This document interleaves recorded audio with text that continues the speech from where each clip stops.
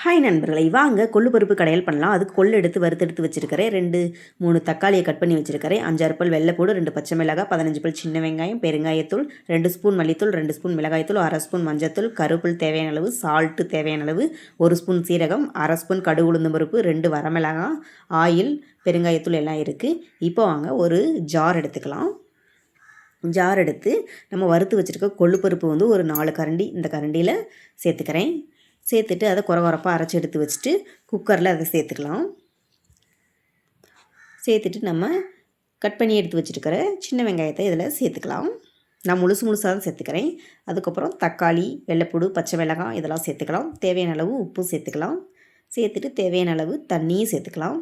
இது முங்குற அளவுக்கு தண்ணி ஊற்றினா போதும். இந்த அளவுக்கு தண்ணி ஊற்றிட்டு நல்லா கலந்து விட்டுக்கோங்க. கலந்து விட்டுட்டு ஒரு குக்கர் மூடி போட்டு ஒரு 3 விசில் விட்டு எடுத்துக்கலாம்.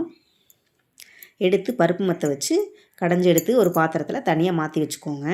இப்போ வாங்க இதை தாளிக்கலாம். அடுப்பில் ஒரு பாத்திரம் வச்சு பாத்திரம் காஞ்சதுக்கப்புறம் தேவையான அளவு ஆயில் ஊற்றிக்கலாம். ஆயில் ஊற்றிட்டு ஆயில் காஞ்சதுக்கப்புறம் கடுகு உளுந்து பருப்பு போட்டுக்கலாம். கடுகு உளுந்து பருப்பு போட்டு பொரிய விட்டதுக்கப்புறம் சீரகம் 1 ஸ்பூன் சேர்த்துக்கலாம். 2 வரமிளகாய், தேவையான அளவு கருவேப்பிலை சேர்த்து பொரிய விட்டதுக்கப்புறம் நம்ம கடைஞ்சி வச்சுருக்கிற கொள்ளு பருப்பை இதில் சேர்த்துக்கலாம்.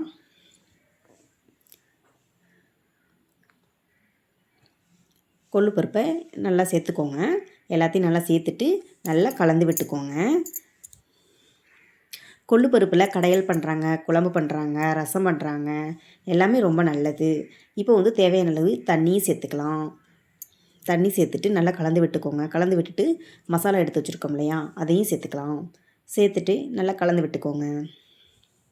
நல்லா கலந்து விட்டுட்டு ஒரு நிமிஷம் கொதி வரட்டும்.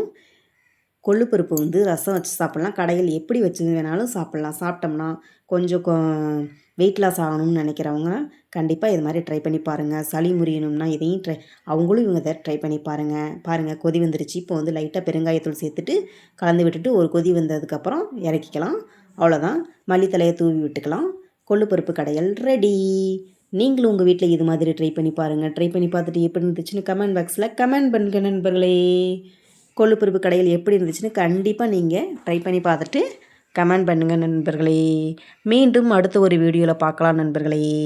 கொள்ளு பருப்பு கடையில் எப்படி இருந்துச்சுன்னு கண்டிப்பாக கமெண்ட் பண்ணுங்க நண்பர்களே. பாருங்கள் எப்படி கலர்ஃபுல்லாக நல்லா இருக்குதுன்னு பாருங்கள்.